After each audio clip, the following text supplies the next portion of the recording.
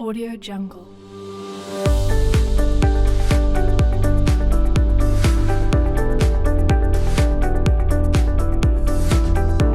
Audio Jungle. Comparé aux années antérieures, la fréquence des réclamations patients montre un nombre important. Seul 2018 est équivalent à cette année 2022, avec 57 réclamations versus 55. Enfin, la part des procédures pénales et des procédures ordinales est en proportion importante.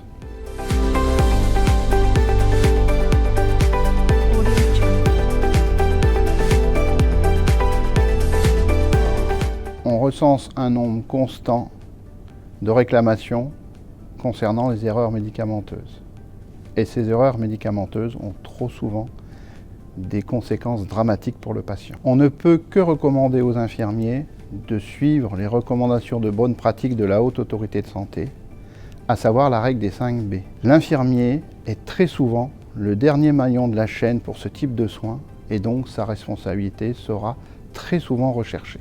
Également, cette année, on recense un nombre important de chutes de patients à leur domicile. Ces chutes peuvent avoir des conséquences très importantes pour les patients qui en sont victimes, à savoir des fractures, voire des hématomes et des contusions.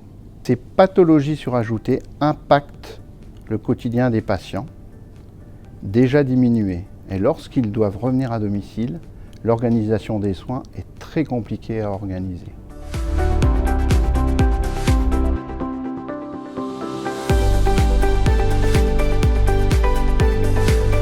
Trop souvent, le professionnel de santé a la tête dans le guidon. Il est donc du devoir du soignant de maintenir ses compétences à niveau. La diversité des offres de formation doit permettre à chacun de trouver la bonne formule pour maintenir un haut niveau de compétences. La demi-vie de la connaissance médicale avant la crise Covid était de 5 ans et demi. Attention donc à l'obsolescence des compétences. Enfin, pour défendre efficacement et objectivement un sociétaire, il est important que le dossier de soins soit parfaitement tenu. Donc sa traçabilité doit être rigoureuse et régulière. N'oublions pas qu'un acte non tracé est un acte non réalisé pour l'expert ou le juge.